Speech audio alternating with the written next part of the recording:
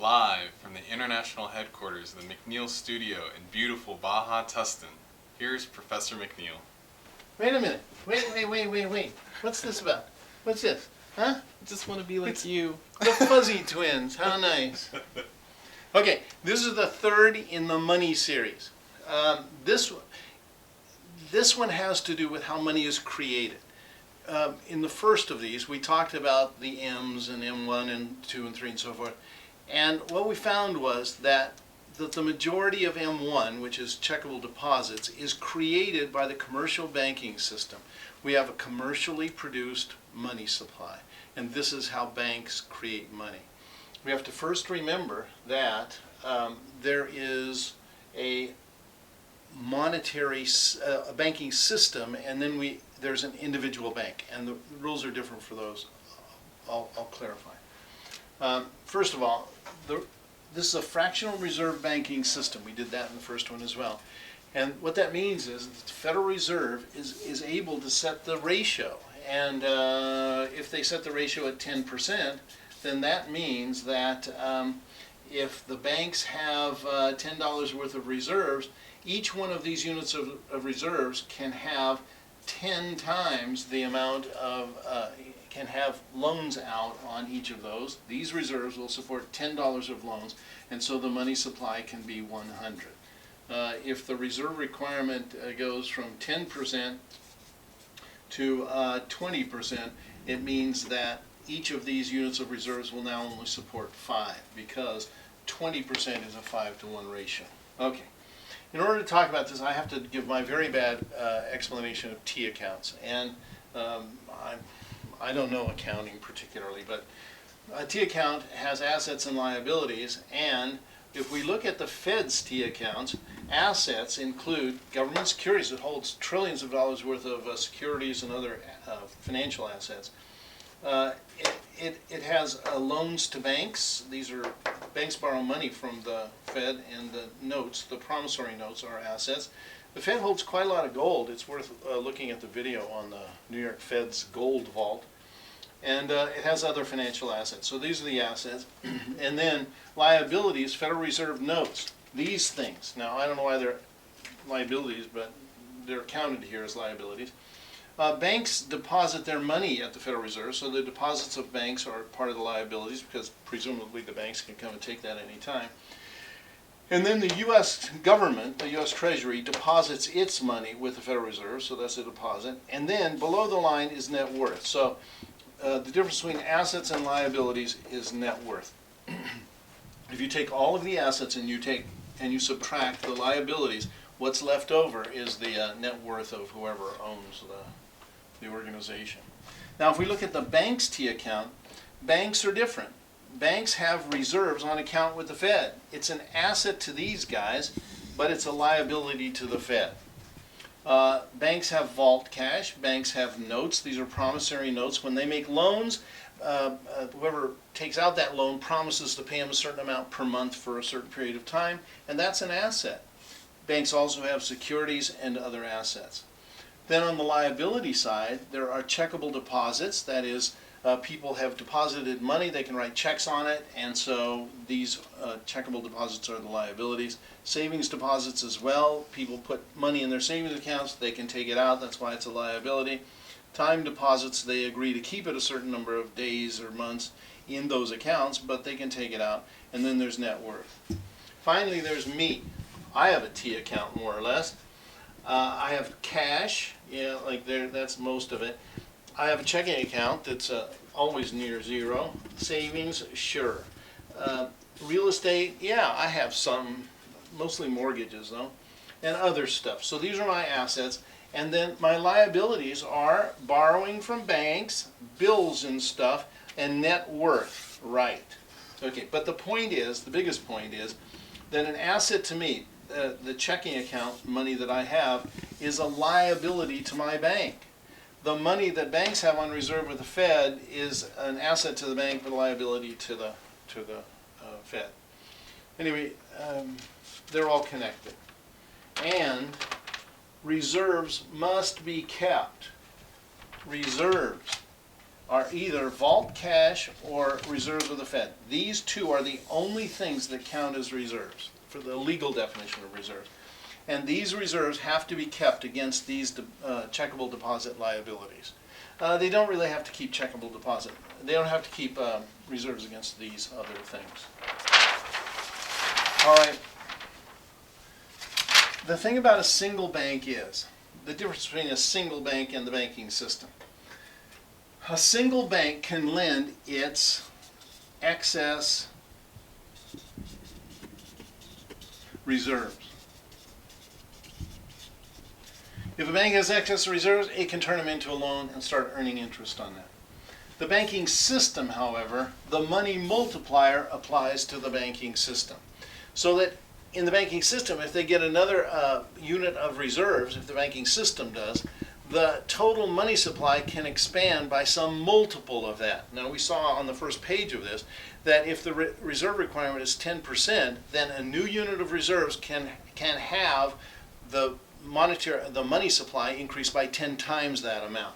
So the change in reserves, in this case there would be an additional dollar reserves, times the money multiplier, which in my example was 10, would equal the change in the money supply. So what determines this money multiplier? The money multiplier can be positive or negative. It works forward and backward. And the formula for the simple money multiplier is the money multiplier equals 1 over For all of you people that find this helpful, you can remember that equals 1 over Yes, it's college. Anyway, so the reserve requirement is 20%. 1 over 0.2, which is the decimal equivalent of 20%. 1 over 0.2 is 5. So for each additional dollar of reserves that is put into the banking system, the money supply can increase by $5. And if the Federal Reserve takes reserves out of the banking system, then the money supply, for every dollar they take out, the money supply will shrink by 5. I'm going to give you a problem in a second, but first we're going to talk about how banks create money. So this is a commercially produced money supply, and commercial banks create the money. So this is how they do it. It's a very simple, sketchy example, but you at least see the process. So let's assume that we have a reserve requirement is 20%. I know in the real world it's 10. I just want to work with a different one. This is the T account for Bank A. Let's say that the banks are all sitting there waiting and they have nothing on their books at all. Nothing. They're waiting for something to happen. And so here's Bank A. It has reserves with the Fed. It has cash. It has notes. And then it may have other assets as well, but these are the only ones that I find relevant for this discussion. And then it has this many demand deposits. Checkable deposits. Checkable deposits at banks are called demand deposits, so that's why we put DD. But if it's at a credit union, they have a different name, so we just call them checkable deposits. But the books have always called it DD for demand deposits. All right, these banks are all set up and ready to go, but there's not a single dollar in any of the banks. So let's say that the Federal Reserve helicopter flies over me and drops 10 $100 bills down from the sky, and it lands on my feet, and I pick it up. It's $1,000. I take it to my bank and I deposit it, $1,000. I now have $1,000 in my checking account. That's a liability to my bank, but the bank will take that $1,000 and send it to the Federal Reserve. And when the Federal Reserve gets that $1,000, they will put $1,000 into the reserve account of this bank. Now, banks hate idle reserves. Banks make money by taking money in, and they pay for the money. This is cost of funds. They pay for it either in services or as interest. And in order to pay interest or do the services, they have to make money on that money they have taken in. So what they do is they find somebody to borrow it. And their computer, at the end of the evening, that evening it says, we have actual reserves. There are actual reserves of $1,000. Well, are they required to keep $1,000 worth of reserves against this $1,000 of demand deposits? No. They're required to keep only 20% of this demand deposit liabilities number. So 20% of $1,000 is $200. So they have actual reserves of $1,000. They're required to keep $200, which means they have $800 of excess reserves. What do banks do with their excess reserves? Exactly. Lend them. Thank you. And so they find somebody to borrow the $800. They say your loan has been approved. Come in and sign the papers. And then you go in and sign the papers.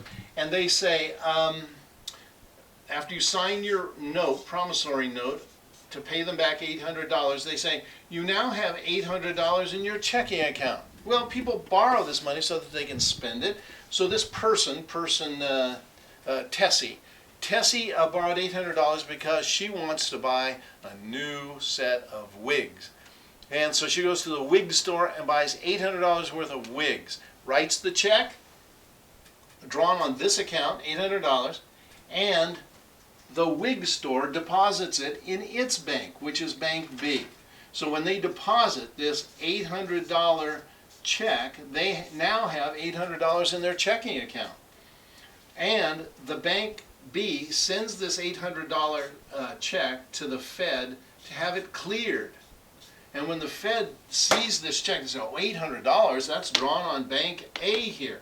So they reduce the reserve account of Bank A by $800, leaving them with $200 in their reserve account. And then the bank says, oh, well, your check cleared, you spent your $800, so they get rid of this. Now, Bank A has $200 in actual reserves. They have required reserves of 20% of $1,000, which is $200. So their actual is $200, their required is $200, and their excess reserves are $0. This bank is lent out, they're lent up. They've converted their excess reserves into a note that earns them interest. And this is done now. These guys are lent out. But now, Bank B, when this check clears, the Fed takes $800 out of this reserve account of Bank A and puts the $800 in the reserve account of Bank B. And at the end of the evening, Bank B's computers run and they say, oh, we have $800 of actual reserves. You should do this every time. Actual minus required equals excess. How much are they required to keep against this $800 of demand deposits? The answer is 20%. What's 20% of $800? 10% is 80, so 20 must be 160. So the required reserves are 160. Does this bank have excess reserves? They do. They have $640 of excess reserves. What do? They find somebody to borrow it. They call them in and they say, sign the papers. And when they sign the paper, the bank is holding now a note from whoever borrowed that money of $640. And they say, Mr. Blumenthal, you now have $640 in your checking account. Well, Mr. Blumenthal borrowed this money because Mr. Blumenthal wanted to buy pinstriping for his brand new Mustang. So he takes that Mustang to the pinstriping shop, and they pinstripe his Mustang, and Mr. Blumenthal writes a $640 check to the pinstriping place, and the pinstriping place deposits that $640 in their account at Bank C. So they now have $640 in their demand deposits. Bank C sends the $640 to the Fed, that check to the Fed, and the Fed then reduces Bank B's reserve account by $640, leaving them with $160. So now Bank B, after they've made this note of $640, is left with $160 in actual reserves. Required reserves are $160, and guess what? They're let out now. They've converted their excess reserves into interest-bearing stuff that earns them interest. But that leaves Bank C here. Once this check clears, the Fed puts $640 in their reserve account. And at the end of the evening, Bank C's computer runs and it says, you have $640 in your reserve account, you're required to have 20% of this demand deposit liabilities, which is $640. So 20% of $640 is $1,280, $128, leaving them with excess reserves of I can't think this fast, 512, if I got my numbers right. And so, what does Bank C do? They go and make a loan of $512. And sure enough, when it all clears, they're left with their 128 in reserves against the 640 in demand deposits, and then they've created a note that's earning them interest, $512. And when they make that loan, then this one's going to end up with $512 in their demand deposit. It's going to have excess reserves, and then they're going to keep 20% for their reserves, and they're going to lend the rest. So 20% of that is, I don't know, 105 bucks, 106 bucks. Anyway, so this is going to end up being 406 or something, and then they're going to have excess reserves, and they're going to lend it to somebody else, and these guys are going to have like $360 of excess reserve. And the point is this, the important point is this, none of this money existed before. When the Federal Reserve threw $1,000 into the reserve system, into the banking system as reserves, it created the $1,000 initially, plus 800, plus 640, plus 512, plus 406, plus 360, or whatever that number is. And every time a bank lends its excess reserves, it creates new money that did not exist before. So after this $1,000 works its way bank to bank to bank through the banking system, creating new money every time the excess reserves are lent out, how much will it add to in the end? And the answer is the change in reserves, in this case $1,000, times the money multiplier, which you recall is equal to 1 over equals 1 over So 1 over 0.2 is 5. Yes? 1 divided by 0.2 equals 5. So that's the money multiplier. And what will happen to the money supply in the banking system after all changes have been made? It will be $5,000 plus 5,000. So that's how money is created in a fractional reserve banking system. Now, what if the Federal Reserve had taken $1,000 out of the banking system, out of the reserves of the banking system, by selling a U.S. government security, putting a security into the economy and pulling reserves out? Then all of this would have gone backwards. It would all have done the same. One bank finds itself short, calls in loans. Next bank finds itself short, calls in loans. Next bank finds itself short, calls in loans. And this money multiplier process works with negative signs, and the money supply would shrink by $5,000. So that's the money creation system. Now, there's one little caveat here, and that is that in the real world, the true multiplier formula is not 1 over It's more complicated. It's really 1 over plus the amount of cash, plus the amount that goes to Columbia, plus da-da-da-da-da. So it's more complicated. You take a money and banking class to get that all straightened out. And what you're responsible for, if you understand this concept, then I should be able to give you a problem like this. I give you a bank, any old bank, but it's a single bank, you have to understand. And it has $512 in reserves, it's got $122 in cash, it has some amount of notes, I don't know what those are, $315 in securities, $125 in gold, $580 in stocks and corporate bonds, and the reserve requirement is 20%. There's $3,100 in demand deposits, $4,300 savings, $18, etc. Yeah, and then some amount of net worth. My question here is, given these numbers, does this bank have any excess reserves? That's the first question. So you take this bank's actual reserves, which are, what are actual reserves? Are they all of these things taken together? No. Reserves only count if they are in one of these two accounts. Vault cash or reserves with the Fed. So in this case, if I've got my numbers right here, this should be $650 in actual reserves. I hope I'm doing this right because I'm just doing it off the top of my head. I should have prepared better. That's the actual reserves, the sum of these two. And then, what are required reserves? Well, it's 20% of 3,100. So what's 20% of 3,100? You figure it out. Why don't you have to take 20% of all these other things? You just don't.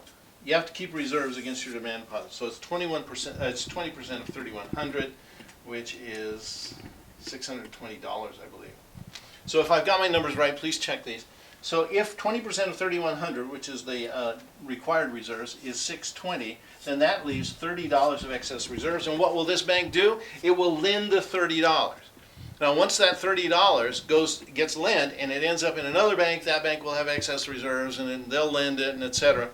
And then that $30 will go through the bank-to-bank-to-bank money creation process. So what will the money supply do in the end? How much will it change? And the answer is, it will be 30 times the money multiplier. We're dealing with a simple money multiplier now, which is 5. So 30 times 5 is 150.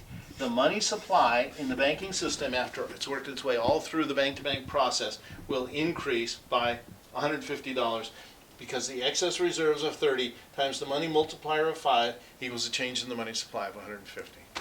So I think this is an interesting look at how commercial banks create money in the economy.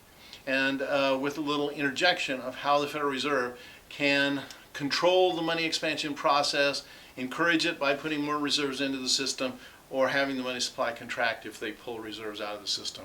Putting reserves into and out of the system is done by the Federal Reserve primarily in the open market by buying and selling U.S. government securities.